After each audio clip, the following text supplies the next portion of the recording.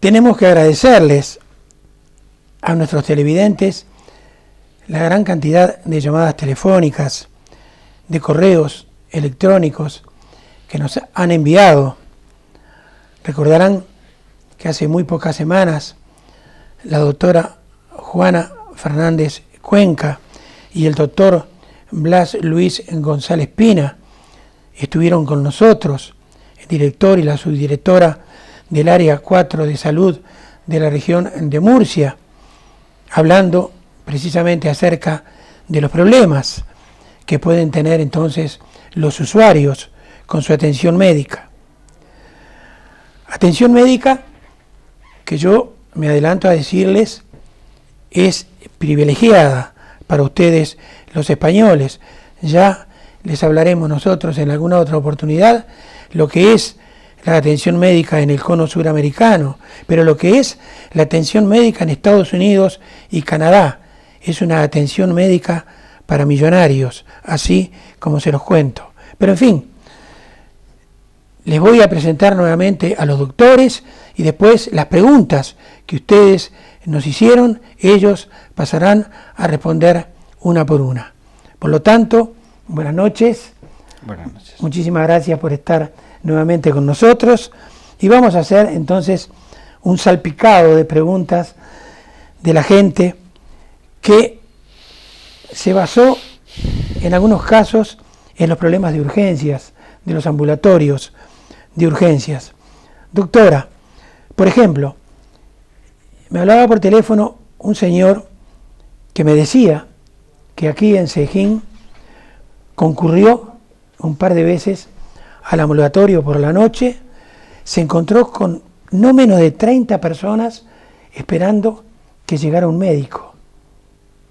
¿Cuál sería el problema que se estaba atravesando? Bueno, en primer lugar agradecerte de nuevo la invitación y a los televidentes que te han hecho llegar todas esas preguntas. También transmitirle el agradecimiento de nuestra organización, porque en definitiva esas preguntas que son dificultades en la comunicación ayudan a que ellos conozcan cuál es nuestro servicio, cómo trabajamos y nos ayuda a nosotros a mejorar. Respecto a la pregunta de la que partíamos, hablábamos en la anterior reunión, en la anterior charla, que los recursos son limitados y los recursos se asignan a los municipios dependiendo de la población que tienen asignada y de la actividad asistencial de ese punto en concreto. Quiero decir que si Cejín tiene 15.500 tarjetas sanitarias, le corresponde un equipo de servicio de urgencia de atención primaria de un equipo de 4 equipos de médico, enfermero y celador, que es el equipo asistencial de ese punto. Si Bullas tiene 11.000 habitantes, 11.000 tarjetas sanitarias, le corresponde un punto de atención continuada de tales características. Todos esos recursos en toda la región están distribuidos de la misma manera y con los mismos criterios. Nosotros tenemos algunas dificultades en este área en concreto que se conocen, están escritas y en la medida en la que podamos vamos a ir solventando. Tenemos una dispersión mayor que en cualquier otra área de salud. Tenemos puntos asistenciales alejados y por ese motivo existen municipios de en torno a 1.000 habitantes, como puedo referirme a Sabinar o Benizar o Cañada de la Cruz, que tienen médico y enfermero, a pesar de no tener esos criterios poblacionales, sí los tienen por dispersión. Tienen médico y enfermero los 365 días del año. En ocasiones, efectivamente, pues ocurre que las urgencias o el que los pacientes acudan al servicio de urgencias, pues se acumula ese trabajo, se nos queda más concentrado en un horario en concreto que no es el habitual y que tiene al profesional ocupado en otro servicio, en otro sitio donde le han requerido. Esto es circunstancial y ocurre de vez en cuando. No nos queda más que entender que estas circunstancias pueden ocurrir y que tenemos un dispositivo para poder localizar a esos profesionales si esa urgencia que ha acudido al centro de salud es de mayor gravedad que la que está atendiendo, o por lo menos para poderlo en conocimiento de esos profesionales o del 112, como hablábamos en la anterior ocasión, para poder atenderla en la medida en la que se pueda cuanto antes. Teniendo la paciencia suficiente por parte de los profesionales y por parte de los usuarios, de que cada cosa tiene que ir una detrás de otra. Se puede atender a todo el mundo a la vez con los recursos que tuviésemos. Si apareciesen 10 recursos no podríamos atender 10 médicos. Claro. 10 urgencias a la vez, todas graves, tendríamos que discriminar cuál de ellas es más grave y atenderla. Es lo que ocurre en las grandes catástrofes. Exacto. Doctor, precisamente enrabando con la última frase de la doctora, al no estar el médico, por ejemplo, allí en la consulta de ese ambulatorio, ¿quién es que determina en esas 30 o 35 personas que están allí, quién es que determina en ese momento la urgencia del paciente que está llegando a querer ser atendido? Y otra pregunta de otra persona, que también, esta persona nos llamó de Caravaca, preguntándonos por qué no se recetan urgencias.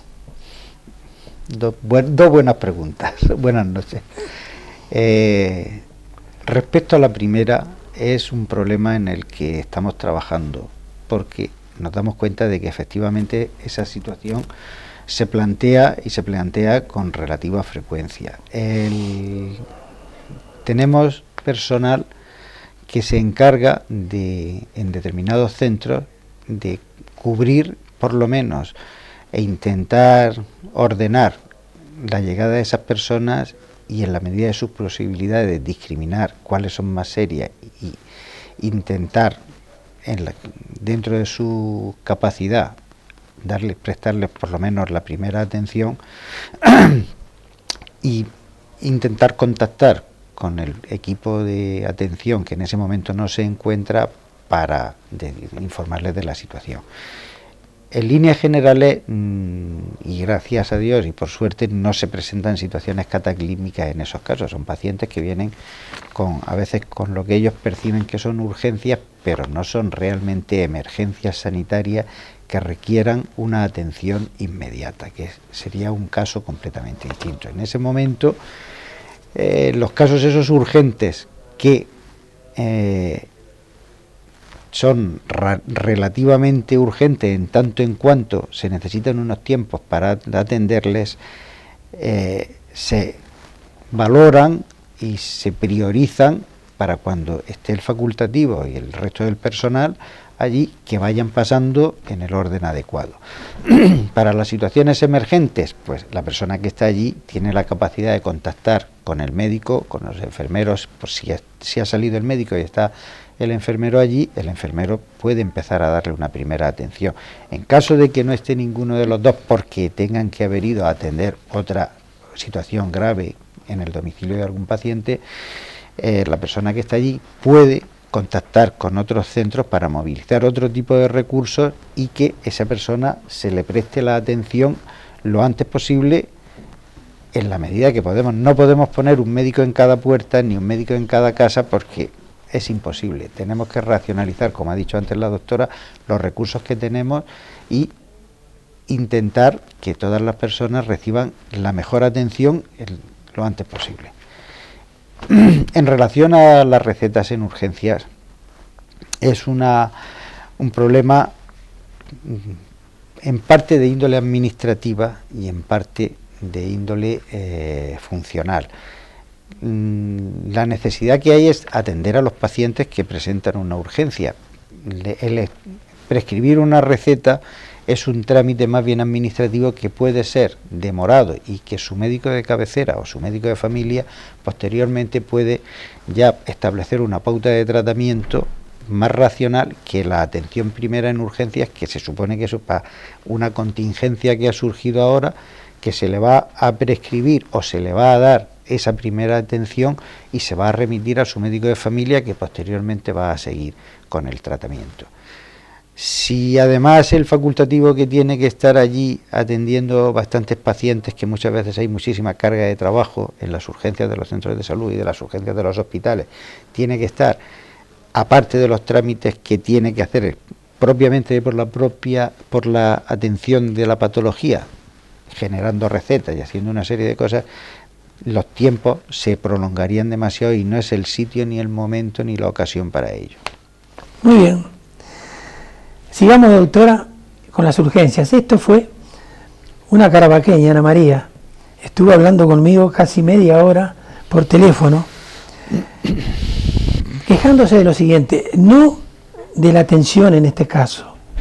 Ella me contaba, me decía, voy a atenderme con mi médico de cabecera y resulta que estoy esperando, tengo el número 15, y resulta que antes que yo, en vez de pasar 14 pacientes, pasan 25, porque hay 11, habiendo una urgencia las 24 horas en Caravaca, hay 11 que mi médico de cabecera atendió por urgencia, porque esas personas vinieron al mostrador, dijeron que venían por urgencia porque tenían un dolor en H, B o en Z lugar, entonces lo pasaron, e inclusive agravado de que muchas personas, ella sintió que decían, si me voy a urgencia, me como 2 horas esperando porque está lleno de gente, vengo acá y me atienden enseguida.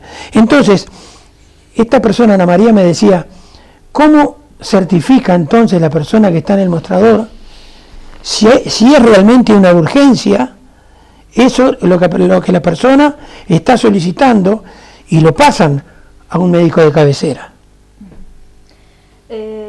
La respuesta a esta pregunta tiene 2 partes. Por una parte, en concreto en el municipio de Caravaca, estamos hablando de que hay un servicio de urgencias hospitalario los 365 días del año, las 24 horas. No podemos confundir que cualquier urgencia deba de acudir al hospital, lo hablábamos en la anterior ocasión. La atención en urgencias en el hospital debe reservarse a aquello que necesite una serie de exploraciones complementarias, una atención especializada de su caso en concreto, en la medida en la que esto se pueda, con una valoración previa en atención primaria.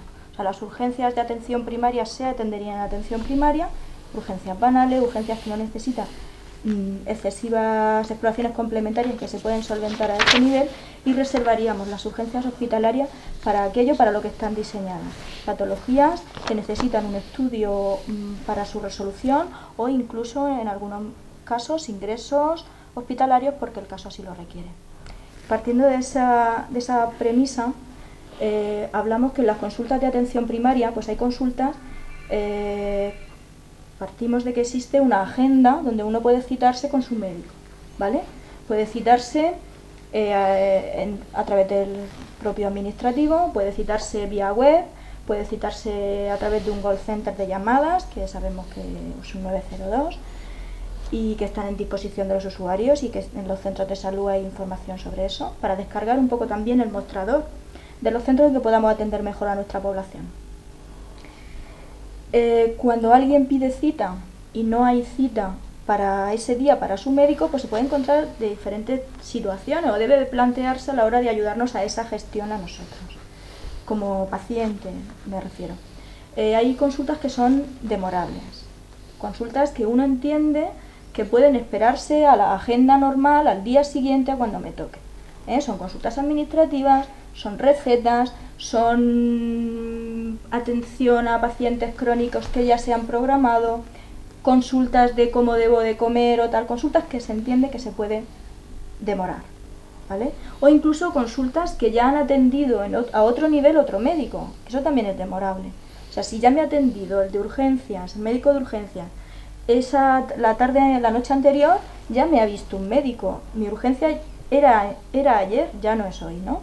Entonces, cuando uno pide una consulta y conociendo que hay una organización y que los recursos son limitados, pues debe de plantearse en qué situación me encuentro y cómo debo de acudir a pedir esa cita.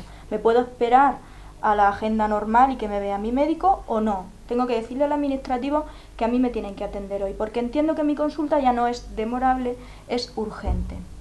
¿Qué consideramos urgente?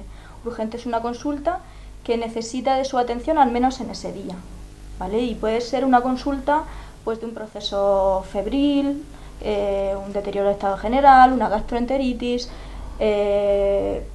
podríamos decir un golpe, un traumatismo, una herida, algo que necesita que se le atienda en ese día. Pues acudiendo a la administración, este administrativo que está entrenado y con la experiencia suficiente para determinar que esto no es lo que hablaba antes Blas, una emergencia sanitaria, entiende que sí que es algo que hay que atender en el día y según la organización interna de ese equipo, pues se le va asignando, se va forzando sobre esa agenda una nueva cita. Y luego tenemos las consultas que son emergencias sanitarias verdaderamente. Esas no se le escapan casi a nadie, y menos a nuestros profesionales que tenemos en los puestos de primer nivel, que son los puestos administrativos, que los cogen al vuelo. Y eso no hay problema porque inmediatamente activan el mecanismo de notificación interna de ese equipo sanitario y localizan al médico y al enfermero y se atiende esa urgencia. Luego hay consultas que uno, como paciente, entiende que lo mío es lo primero, ¿no? Y a veces esa situación es real. Uno entiende que lo suyo es lo más urgente y es su urgencia sentida. Debe de entender que probablemente en esa agenda, que ya hay citada previamente, también hay pacientes probablemente del mismo nivel de urgencia que el suyo. Entonces ahí apelamos al sentido común, a la paciencia de los pacientes, valga la redundancia, y a que un poco hay que guardar el orden y no alterarse por aquello que debe ir uno detrás de otro. No tenemos más recursos y tenemos que irlos cubriendo. Nos adaptamos a la organización de los equipos, la organización interna de los propios equipos de trabajo, que si eso lo podemos hacer bien, pues seguro que nos vamos a encontrar dificultad a la hora de nuestra atención. Muy bien.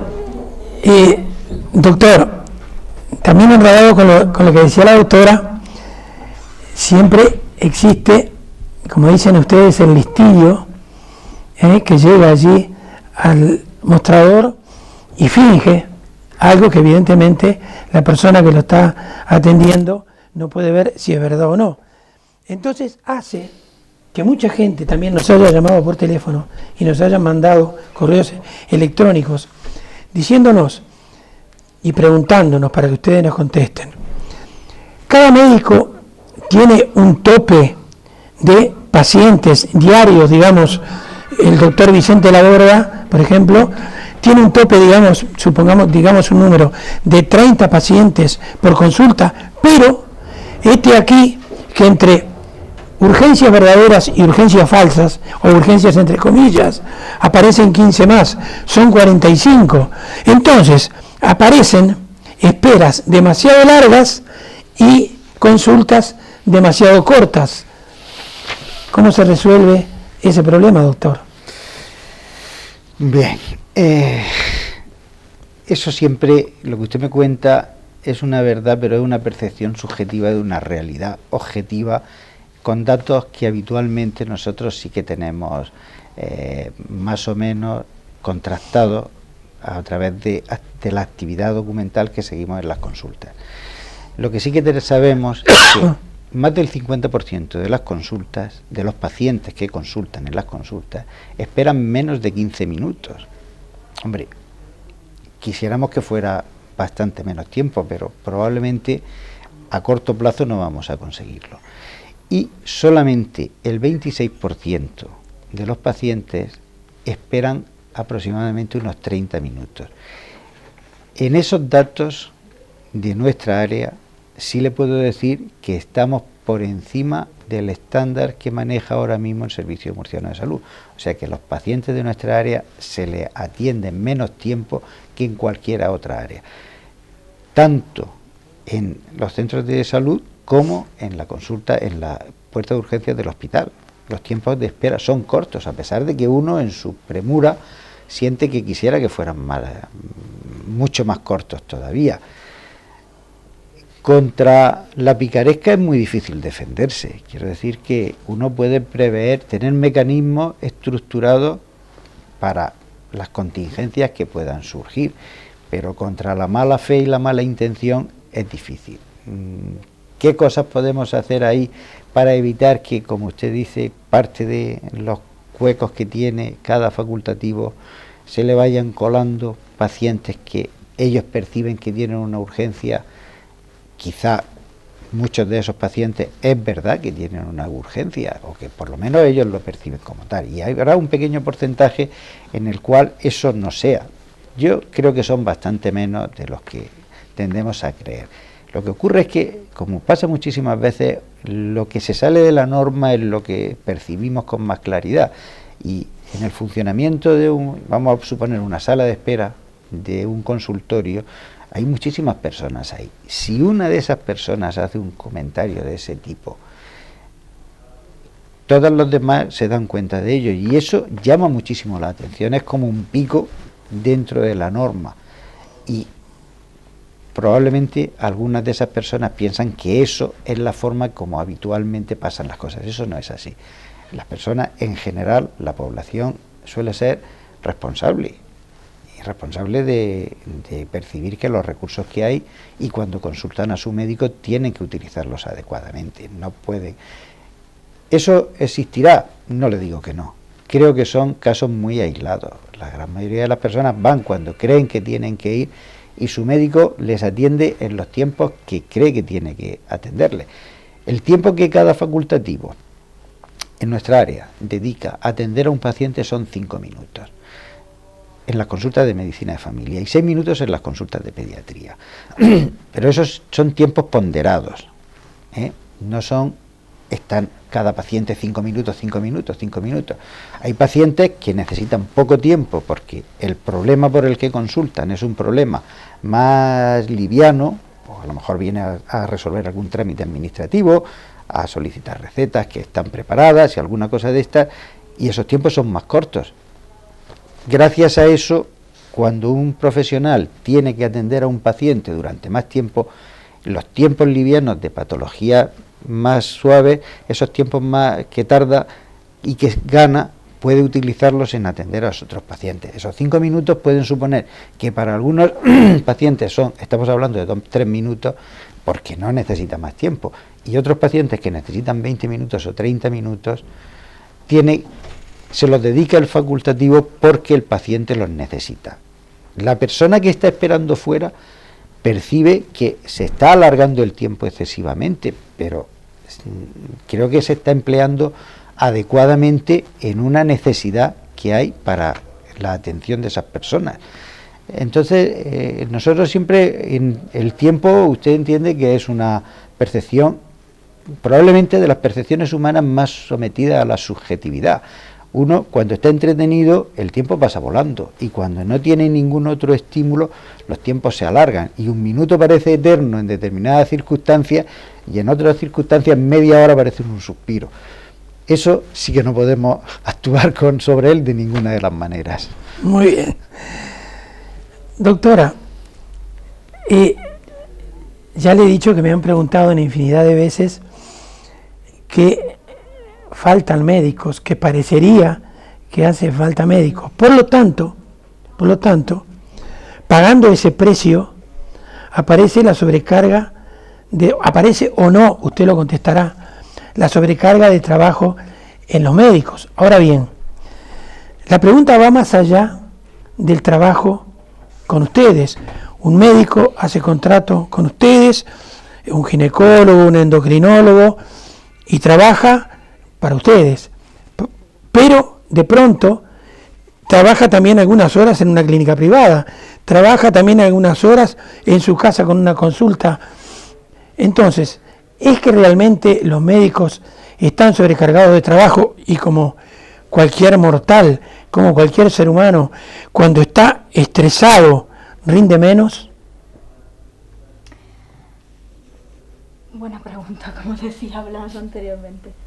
Esta pregunta se puede interpretar de dos maneras. ¿Nuestros médicos están sobrecargados en sus consultas, en su trabajo diario?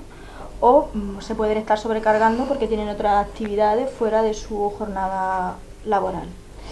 Nosotros entramos a que dentro de la jornada laboral para la cual nosotros les hemos contratado, deben de desempeñar el trabajo en las mejores condiciones. Lo demás, ahora mismo no hay ninguna legislación que impida que ese profesional tenga una consulta privada, trabaje en otro sitio o pueda sacar dinero a otro nivel, siempre y cuando desempeñe su trabajo con las condiciones mínimas de calidad, de atención al usuario y de respuesta a ese que es su puesto de trabajo en concreto.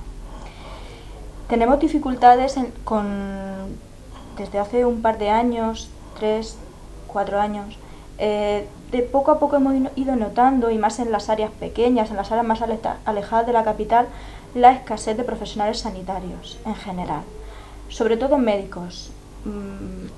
médicos de familia y pediatras, ¿no? Por así, de todas las especialidades médicas, pero sobre todo de medicina de familia y pediatría. Algunos de nuestros municipios lo han sufrido en sus propias carnes, la ausencia de pediatras, la ausencia de médicos de familia. Por suerte, nosotros hemos podido crecer a nivel de plantilla de profesionales médicos y de enfermería, a la par que ha ido creciendo las otras áreas de salud. Quiero decir, hemos podido incorporar médicos en los diferentes municipios asignados al número de tarjetas sanitarias que tienen que atender.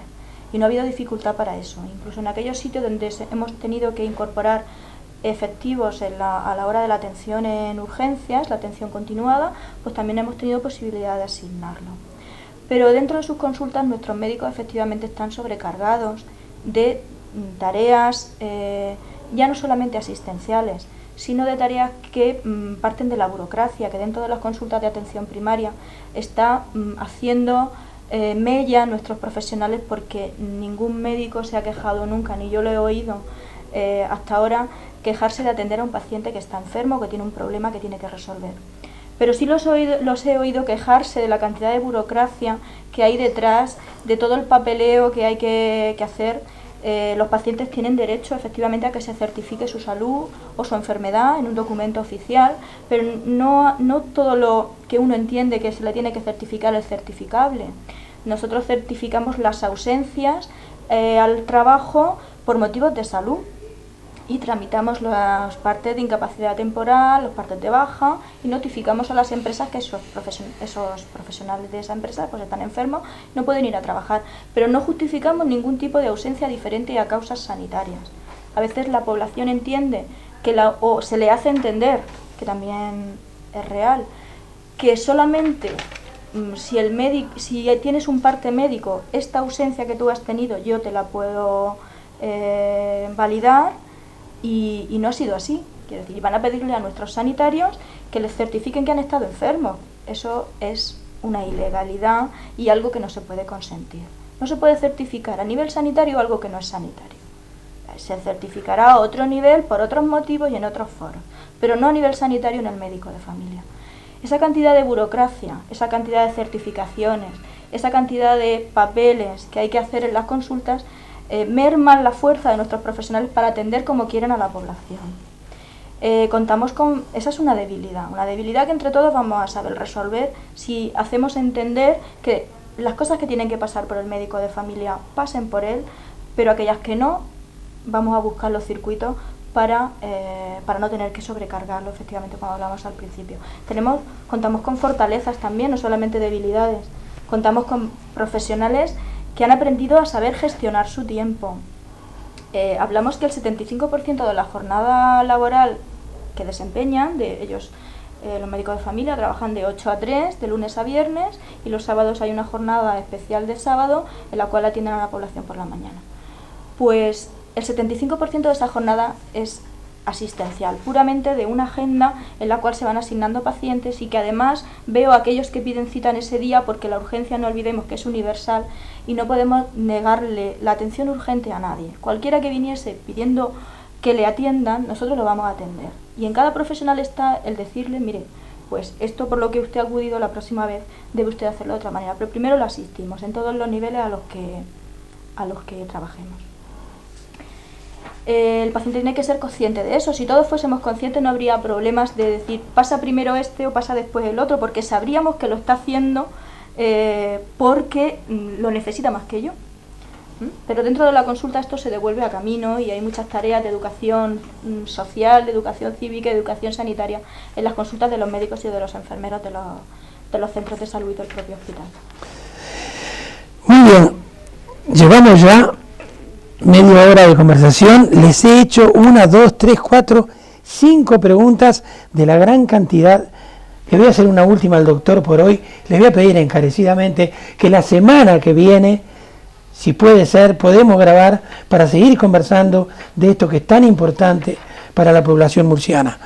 La última, doctor, sería también enrabado una vez más con lo que la doctora nos dijo acerca de ese problema de la sobrecarga en los médicos, no solo por el trabajo clínico, sino el trabajo administrativo, la poca cantidad de médicos, en fin. mucha gente me ha llamado, y no es, quiero aclararlo de antemano, una pregunta que tenga nada que ver con el racismo, ni muchísimo menos. La pregunta va en este sentido. Me dicen, y me lo han dicho gente de Calasparra, gente de Moratalla, de Sejín. Si voy a la consulta y me encuentro con un médico venezolano o colombiano o ecuatoriano, argentino, muchos del cono sur americano. Muy bien, ¿cómo se acreditan? ¿Cómo homologa? ¿Cómo convalida? No ya un médico extranjero, digamos que un español que se crió en la Argentina, pues se fue a vivir con sus padres, estudió en Argentina, se recibió, viene como médico, pero es español y de nacimiento español. ¿Cómo le homologan, cómo le convalidan en este país para que pueda ejercer la medicina? Bueno, nosotros, en primer lugar, quiero decir que estamos agradecidos a todos esos profesionales que han venido a nuestro país a trabajar, porque realmente para ellos, para cualquier persona que sale de su país y se instala en otro país, es una situación compleja y no es fácil adaptarse al clima, a la idiosincrasia de las personas, a la alimentación, y en concreto en los profesionales que vienen a nuestra área tienen que aprender nuevas formas de trabajar que a lo mejor en su país no existen. Nosotros por suerte estamos cada vez más volcados en los sistemas de información, tienen que aprender a trabajar con aplicativos informáticos, necesitan una formación específica en eso, tienen que incluso pulir el idioma, porque no todas las personas que vienen a trabajar a nuestra área son hispanoparlantes, hay algunos que vienen de otros países distintos, y todas esas personas que se han desplazado aquí y que nosotros les hemos buscado, coste que en algunas ocasiones viene uno voluntariamente por buscar nuevas expectativas de trabajo, pero en otras ocasiones nosotros hemos ido a decirle, venir a nuestro país porque tenemos un problema a día de hoy, que estamos intentando resolver, pero el problema es acuciante hoy. Entonces estamos muy agradecidos con la tarea tan importante que están desempeñando. En el otro sentido, todos los profesionales para salir a trabajar a cualquier otro país, los españoles cuando van fuera de España y los extranjeros cuando vienen a España, necesitan cumplir una serie de requisitos, los cuales cada país dicta y tiene especificado que se tienen que cumplir. Nosotros, el Ministerio de Educación y el Ministerio de Sanidad, son los que dicen qué requisitos tienen que tener esos profesionales para incorporarse al mercado laboral español. Sean españoles o no sean españoles. Quiero decir que españoles que se han formado fuera de España, si quieren venir a trabajar de España a España, tienen que acreditarse en Madrid, en el ministerio correspondiente, traer la documentación pertinente que justifique su cualificación profesional. Una vez que está eso contrastado, se le otorga la homologación pertinente y entonces nosotros podemos decirles, venid a trabajar aquí con nosotros.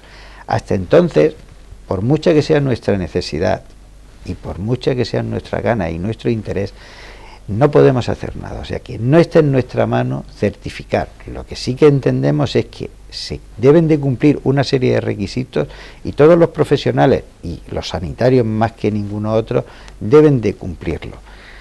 Yo no superviso, ni ninguna persona en Murcia supervisa los trámites que se exigen, pero confío, porque tengo la certeza de que las personas que tienen que evaluar eso les preocupa que esas personas, si no hacen un trabajo adecuado, puedan producir daños a la población, con lo cual pienso que el interés que ponen en que eso se haga en las mejores condiciones sea el máximo. Una vez eso establecido, pues nosotros encantados de que vengan, atiendan a nuestra población, porque creemos que son magníficos profesionales y que están haciendo una tarea muy importante. Probablemente o paralelamente a esto, nosotros hemos arbitrado mecanismos para que nuestras facultades tengan más capacidad de formación de profesionales, pero eso es una tarea a medio largo plazo. Un médico a día de hoy necesita desde que entra en la facultad hasta que sale, 6 años. Pasados esos 6 años necesita otros 4 años de formación suplementaria para estar ya en condiciones de incorporarse al mercado laboral. De esos 4 años se está dando asistencia, pero se está formando, y esa asistencia se le remunera. O sea que el tiempo mínimo, hablo de mínimos, no de máximos, que hay especialidades que necesitan más tiempo. Desde que una persona quiere ejercer la medicina hasta que efectivamente se le otorga el título para decir ya puedes ir a trabajar, han pasado 10 años. Eso no se pueden fabricar médicos como churros. Esto no es cosa de darle a la manivela más rápido. En cada tramo podemos intentar incorporar más personas que vayan a formarse al final. Hasta que eso no se consigue compensar, pues nosotros buscamos profesionales donde pensamos que están adecuadamente formados y que creemos que van a hacer la tarea de una forma adecuada. En ese sentido, las personas que hay aquí, para nosotros, hacen su trabajo estupendamente. Que hay ocasiones en que pueden haber confusión, a veces en razón de formas de expresarnos, de costumbres que tenemos, que varían de unos países a otros, y que, por desgracia, en nuestro medio no todo el mundo tiene la misma actitud ante otras personas, pero nosotros no vamos a ser quien para discriminar a nadie por ninguna causa, ni por su color, ni por su religión, ni por su forma de hablar, ni por nada. Usted trabaja bien, venga a trabajar con nosotros, que es bienvenido. Muy bien, muchísimas gracias a los dos. Puede ser que el próximo martes estemos nuevamente en pantalla siguiendo con el tema. Creo que sí. Bueno, nosotros sabemos, estamos absolutamente seguros que ustedes, los televidentes, son los primeros interesados en que ellos estén aquí con nosotros conversando acerca de este tema que es tan, pero es tan importante. Les cuento, en Uruguay son 6 años de carrera y 2 de interinato, no 4 como aquí para ser médico. Hay otros países centroamericanos que son 5 y no hay interinato. En fin, aquí realmente en Europa hay universidades extraordinarias, y ya hablaremos también en la próxima entrega. Yo les contaba de lo que es Estados Unidos y lo que es Canadá. Enfermarse es de millonarios. Créanme que les estoy diciendo absolutamente la verdad. Pasamos a conversar en el cuarto bloque con nuestro muy buen amigo, el psicólogo Juan del Amor Moya, acerca de la depresión de los adolescentes. Hasta dentro de muy pocos instantes.